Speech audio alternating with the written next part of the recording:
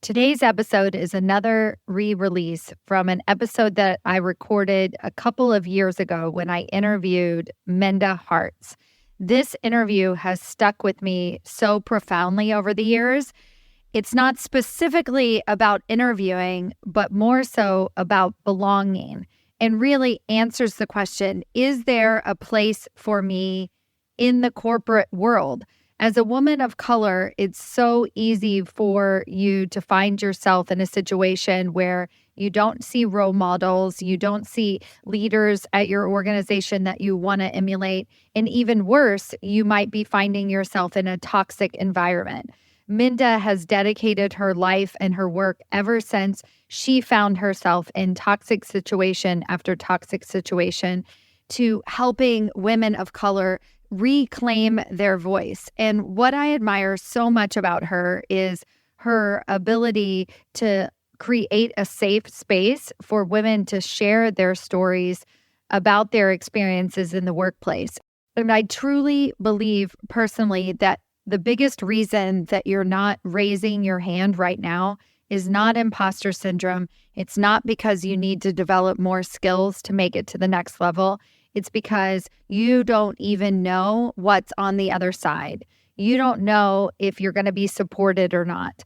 And so when we're thinking about interviewing at a higher executive level, it's so important for us to surround ourselves with role models so that we can be reminded that it is possible to create that perfect role for ourselves on the other side.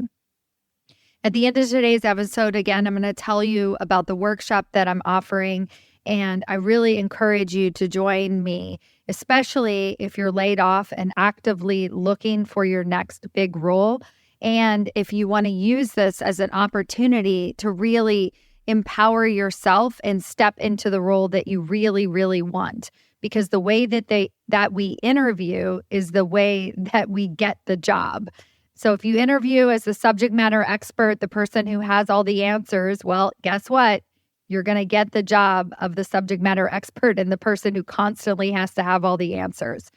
So I want you to use today's interview as a reminder that there is a place for you in the corporate world, and then come to my workshop and learn exactly how to make that place, that perfect spot for you, happen. All right, let's get started. Welcome to Women Changing Leadership. I am your host, Stacy Mayer, and I teach you how to get promoted, get paid, and bring your whole self to the leadership table. I am on a mission to change organizations from the C-suite out, because women are the new face of leadership, and we are doing it on our terms. Hello, corporate badasses. Welcome to another episode of Women Changing Leadership. I am your host, Stacy Mayer, and super excited this week to bring to you a very special guest. Minda Harts is on today's episode, and if you haven't come across Minda's work, well, your life is going to be forever changed. Minda is the author of The Memo, What Women of Color Need to Know to Secure a Seat at the Table. And she is also the author of an upcoming book that comes out in the month of October. So by the time you are listening to this episode, her book will be widely available, and run, don't walk to your nearest retailer to buy this book, because if it's anything like her first book, it's going to be groundbreaking and life-changing. I'm going to introduce Minda more formally here in a minute, but before I get into that, I want you to know that as you have heard from me, if you've been a longtime listener to my podcast, you know my commitment to bringing more diverse voices to the leadership table, to actually give women the tools to get themselves promoted into senior executive leadership positions.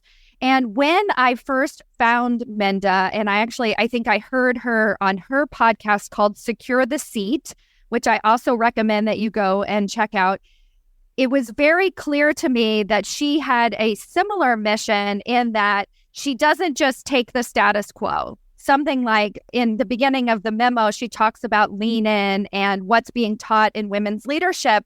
and how she really noticed that these tools didn't necessarily work for Black women. And we're going to go more into that, why that is. I want to say first, thank you to Minda for trusting me as being an advocate for Black women, for women of color, to get them recognized as that seat at the table. Because as a white woman, I fall into my own traps. And for her to just say yes to this podcast and for her to say yes to me, it's because she sees something in me and she knows that I am a true advocate for each and every one of you. And so I want to thank her for recognizing that and for helping me support my mission as well. So thank you, Minda, for being here.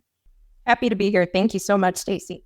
I'm going to give a more formal introduction of you. We already talked about her first book, which is The Memo. It's an award-winning and best-selling book, The Memo, What Women of Color Need to Know to Secure a Seat at the Table. She is a professor at NYU Wagner and hosts a live weekly podcast called Secure the Seat. In 2020, Minda was named the #1 top voice for equity in the workplace by LinkedIn. And her latest book, Right Within, How to Heal from Racial Trauma in the Workplace, comes out on October 5th, 2021. And in this book, Minda has interviewed more than 200 women of color in diverse fields.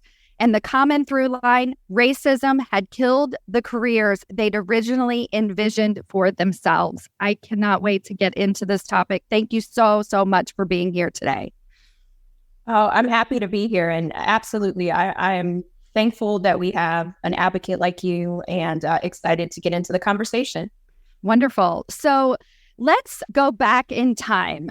What were some of your original secrets of success? What did you have to do differently in your own career to start to elevate your own leadership and get to that next level yourself?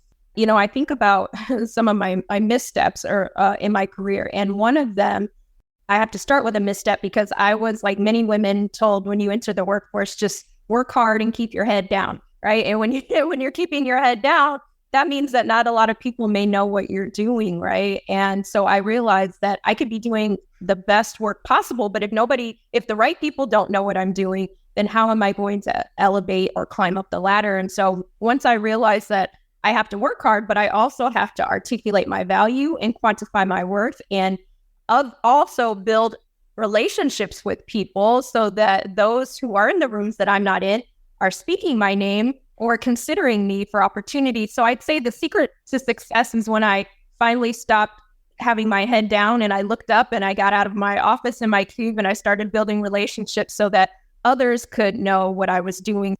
You know, I often say success is not a solo sport. We can do all the things by ourselves, but you need other people as well. Yeah, absolutely. And so I totally see this playing out. You know, most of the women, when I first meet them, they're definitely head down. They're doing their work. They think a promotion is a reward for their hard work. And then at the end of the day, they're not getting recognized and they wonder why they feel unsettled.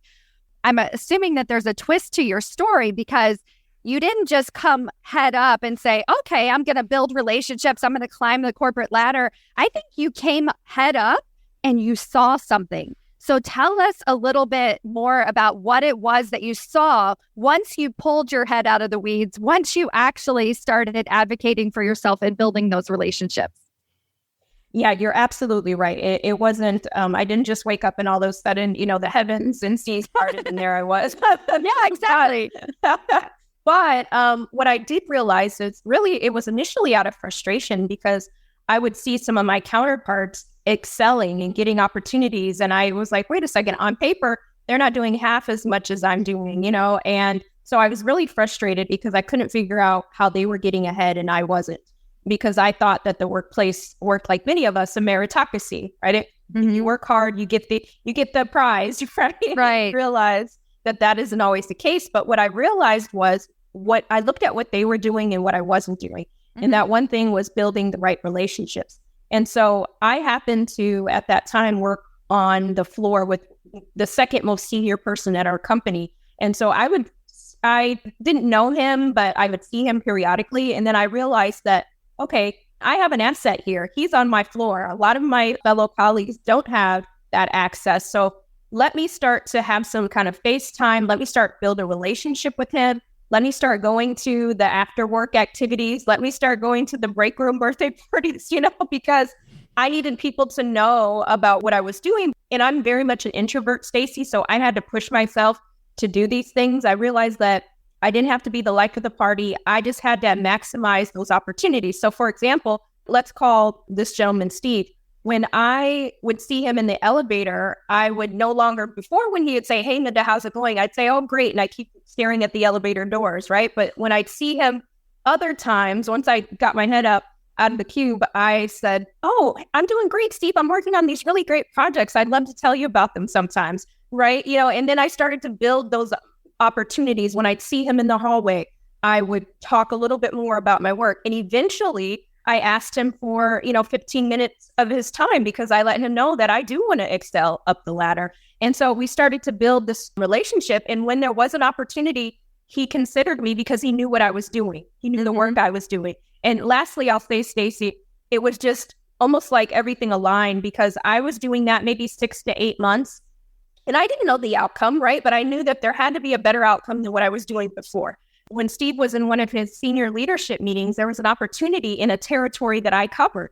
He said, I think Minda should handle this account.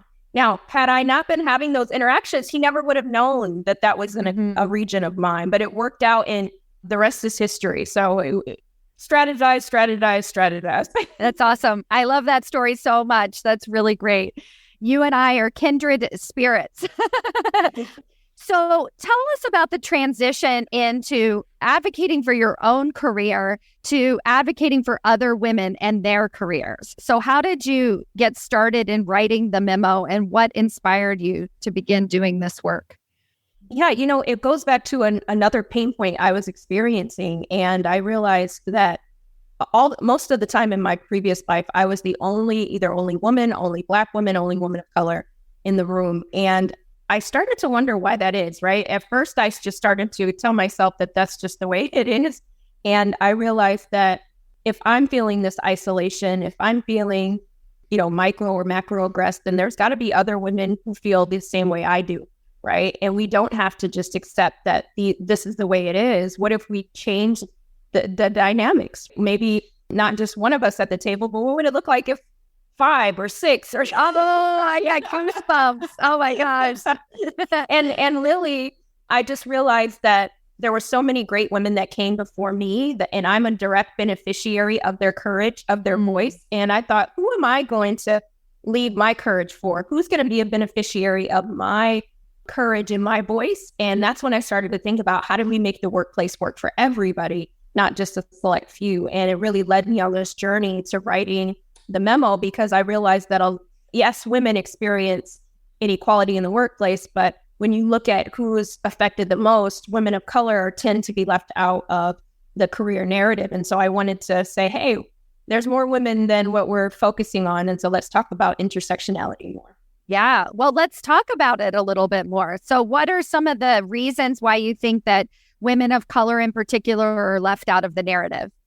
A lot of reasons, but I think it's easier for most of us to say women in the workplace, but when we kind of pull back the cover, oftentimes we're really focused on white women and then anybody after, right? Okay. And so I think that's the way society has kind of conditioned all of us, right? Because even when I think of a woman, sometimes I don't automatically think, I think of white, if you say man, woman, I think about white man, white woman, right? Mm-hmm. And so because you see that on TV, you see that in the About Us pages, you're just so inundated with one particular demographic that oftentimes you're not thinking, well, what does it look like if there were more of us, right? And when I looked at companies' About Us pages, when I looked at leadership, a lot of companies were saying diversity is important, but yet you didn't see that demonstrated.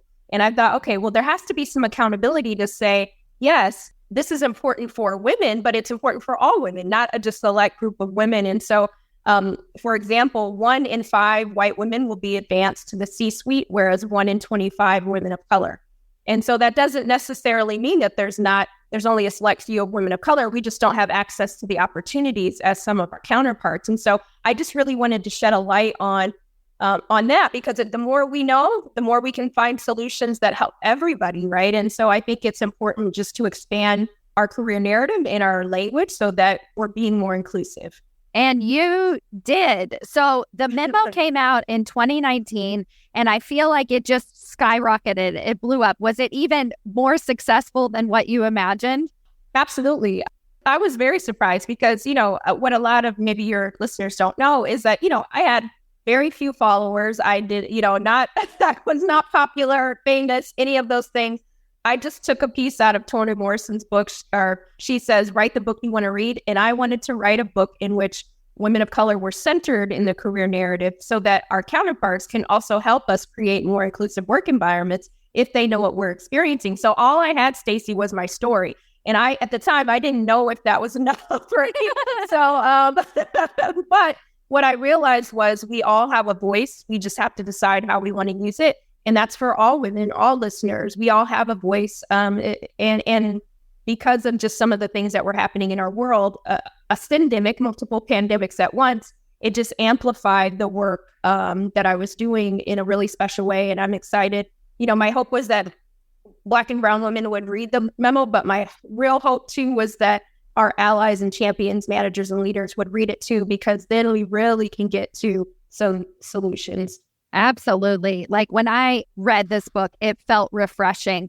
So one of the biggest differences that I know in my groups that I support is that the women of color, they don't have difficulty, and this is a generalization, of course, but they tend to be very ambitious. And they're like, I want a C-suite title. I want more pay, right? I want equal pay, right? And they're willing to say that. And the reason why I point this out is because I'll have the white women in the room. It takes a little bit encouraging, right? Do you want it? Like, well, title's not important, right? And so again, it's a generalization. But then, so if it's not about ambition, and it's not about the desire, and they certainly have the willingness to put themselves out there to have those conversations. They hear suggestions like the beautiful ones that you gave us at the beginning of this episode, where they're like, okay, build those allies, build those advocates. So they're doing all of that work. Why is it still so challenging for them to get ahead? What's actually happening for them? Yeah, I think you hit it on the head. The ambition, it's not lack of ambition. It's actually an opportunity gap, in my opinion, because most women of color, most Black women have plenty of access to mentors, but we are under-sponsored. I think about the times in which, in my career, where I had the opportunity to advance, it wasn't because I worked the hardest or had the most productivity. It was because somebody with influence used their privilege to help catapult my career. Oh. And oftentimes, we just don't have those sponsors like some of our counterparts do, because let's be honest, Stacy, most of the time, what tends to happen, unconscious or consciously, is that we gravitate toward people who look like us or remind us of our younger selves, right? And if you're one of the only, you don't often have the privilege of having a manager that looks like you or a mentor that looks like you. And so sometimes we're not thought of for those stretch positions and those sorts of things, even though we are articulating that, right? But when you don't have the access to the opportunity, then it really does create this glass cliff, if you will. Glass cliff. Ooh, tell me about that. That sounds big.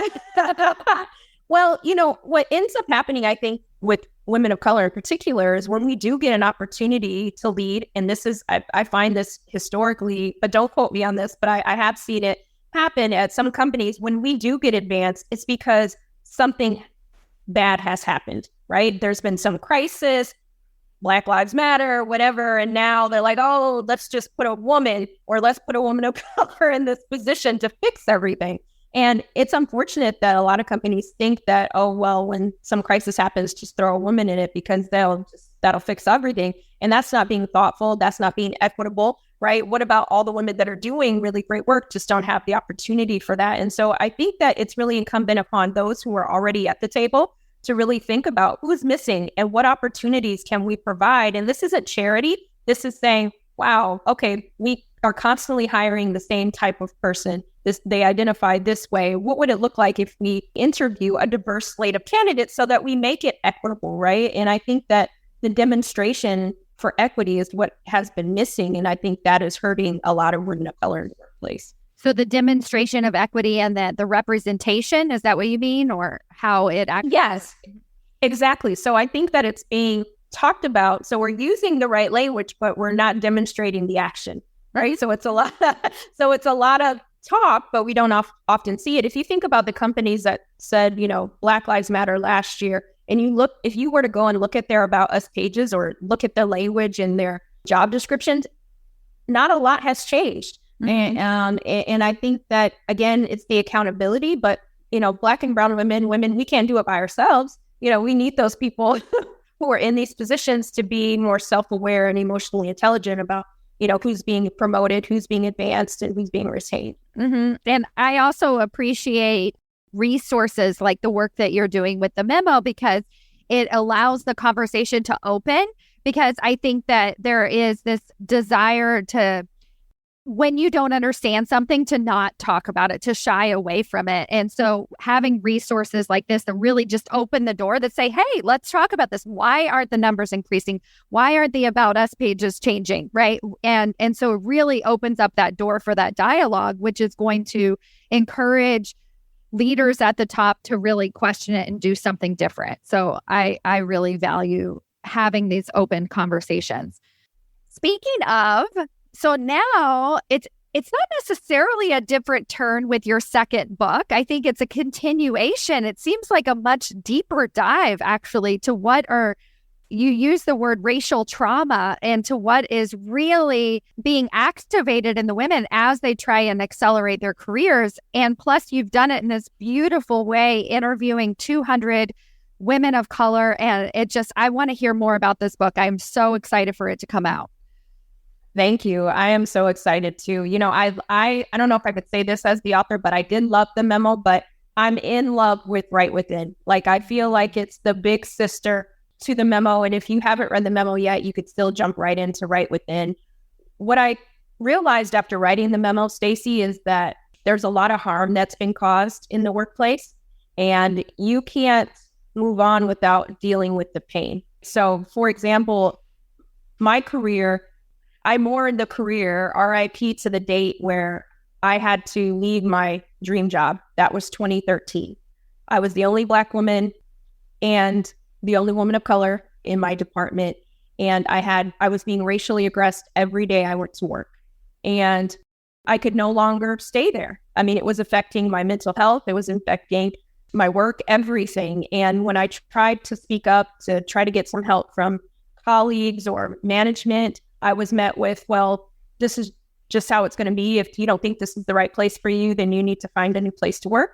And I realized that that's painful, right? When I left, I put that trauma in my bag and I went to another job, but it didn't mean that that pain wasn't still there, right? That I wasn't triggered when I went into a new workplace thinking that I might encounter the same thing. And so I think that we don't talk about the workplace trauma, the harms that impact many of our careers and our personalities. Dr. Martin Luther King said, racism distorts the personality. I was in my former life for 15 years. There's not a day I didn't go to work where I wasn't micro or macro aggressed. That eventually catches up to how do you see yourself. You can't bring your authentic self to work if you're continuously being harmed. And I talk about that and how we can move forward from that pain, but also we have to partner with our managers who are willing to learn how to be committed to racial equity in the workplace and not continuously re-traumatize their employees. Yeah. So I really dig deeper into what that looks like.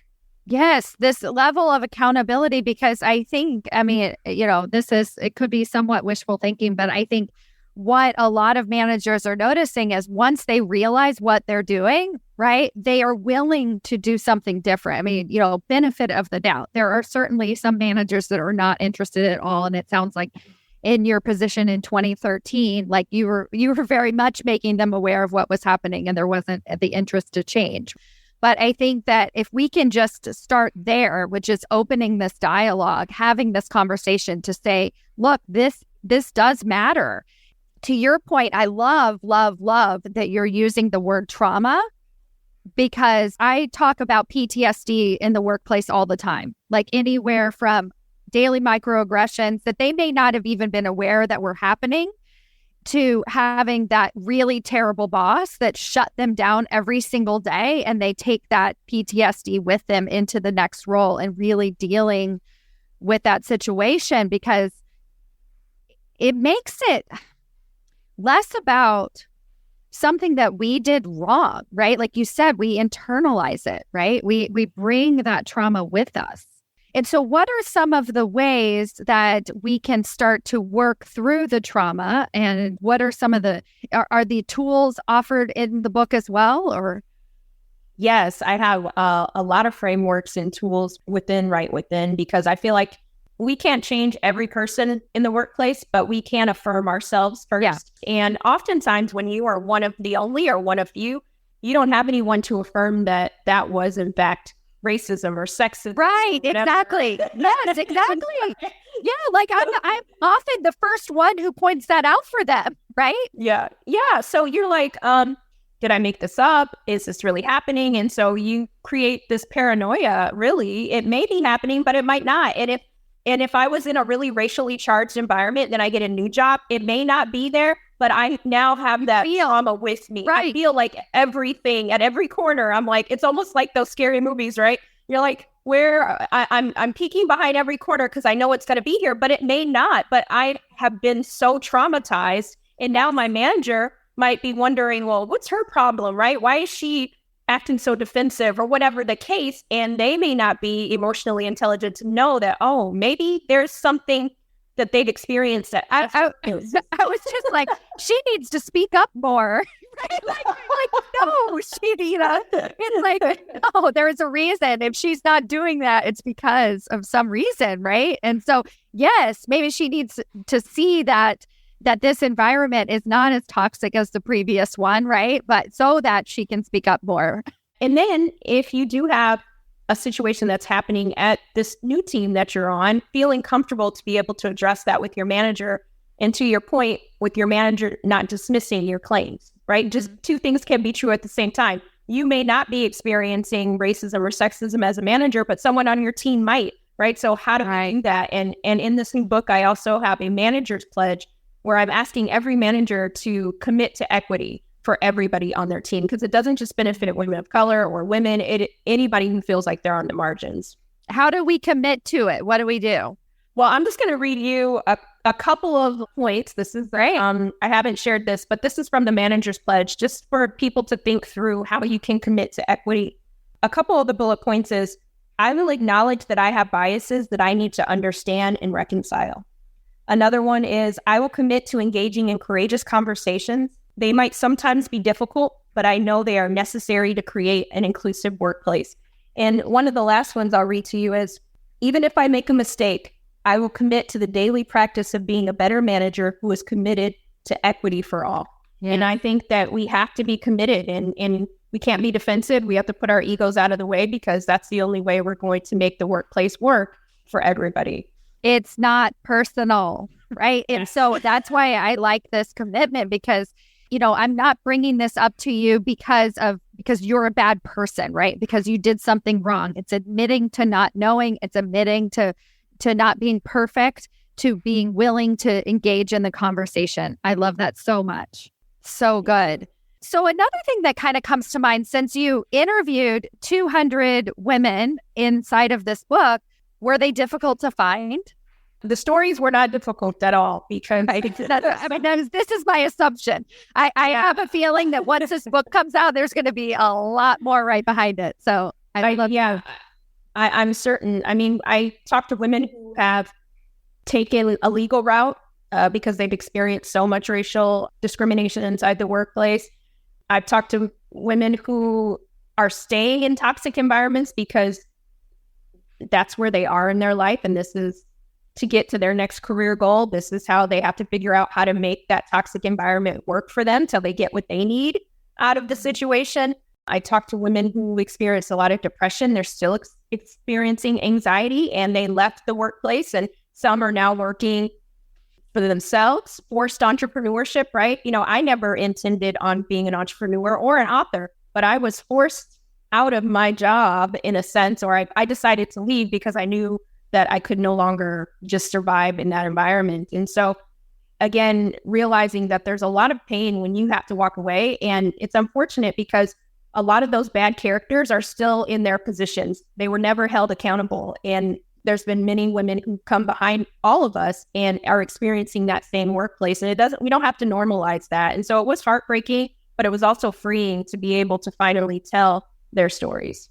Do you have, do you have a hashtag that goes with this book yet? I was thinking about Me Too, something like that. But I just have a feeling all the stories are going to come out of the woodworks. But is there anything like that associated? Not yet.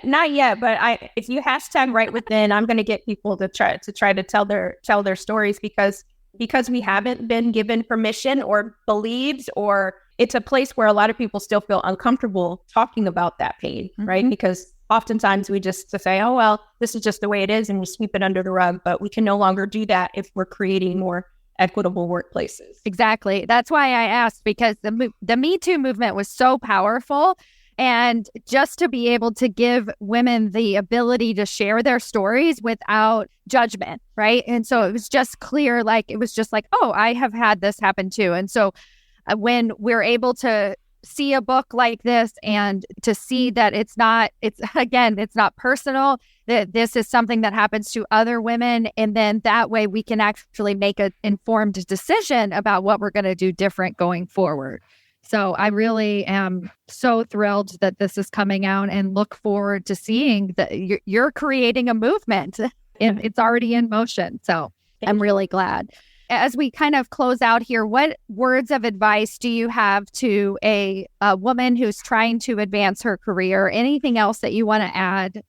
Another piece of the puzzle that really helped me on my road to success, I guess you could say, is investing in myself. You are your best asset. I think sometimes when we've been missed over for the promotion or we didn't get the raise that we asked for, sometimes we start to think, is it me? Right. And when we function in that way, then nothing good comes of it. Right. And so continue to invest in yourself, remind yourself who you are, what you've done so far to get here. And if there's other tools that you need in your toolkit to be even more amazing, then don't be afraid to invest in yourself to get those tools and get that access. And if necessary, maybe the table that you're at is not right for you, but it doesn't mean that you're not right for the position. Yes, exactly. Thank you so much. So, Minda, how can we find you? I will link to both of your books in the show notes, but what are other ways that we can start learning more about you if we're interested in this work? Thank you again, Stacy, for having me. If you go to mindaharts.com, you'll find all my social assets. We're also running a manager's book club in November. So if you're interested in reading right within and you still need some help unpacking, I'm partnering with Dr. Nika White, and she's a DEI consultant. And so we're having a session together. So you can go to my website. You can check all that out. Oh, wonderful. Definitely will. Well, thank you so much for being here today. I really appreciate it. And I know my listeners do as well. Thank you for opening the door to this conversation. Very important. Thank you.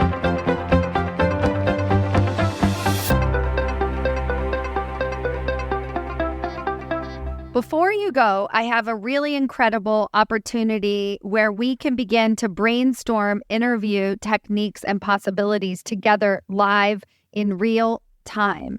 I am doing a live one-time only workshop on February 29th. This workshop is by invitation only. You must be either on my email list or there is a very teeny tiny small fee to join us live inside of this workshop. You can learn more at stacymayer.com/interview strategy, and you can register to join me in this workshop. If you cannot join us live, there will be a replay. I am throwing in so many bonuses as part of this workshop. I really just want to make sure that you have every single thing that you need to master my executive level interview skills. We're going to be talking about the top 5 interview questions, how you can answer them. We're going to be brainstorming how you can tell a better story about what you're looking for, what you've done in the past, what your unique leadership style is. We'll go more deeply into the practices that I talked about in today's episode. I'm also going to give you my top salary negotiation techniques. I mean, let's face it, you're going to get offered multiple jobs and you want to know how to negotiate those big salaries right off the gate. And I'm going to be giving you access to some of my bonus courses. And for 3 of the women, we're going to be doing a LinkedIn review of their LinkedIn profile page. So all of this is going to be available to you live in the workshop, as well as the replay, and you can listen to it over and over and over again.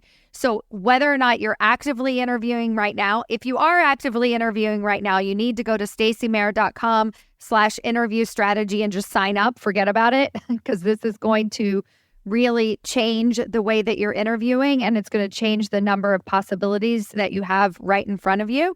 If you're not actively interviewing, but you're thinking about it and you want to get yourself set up, also join us on this call. It's going to be huge.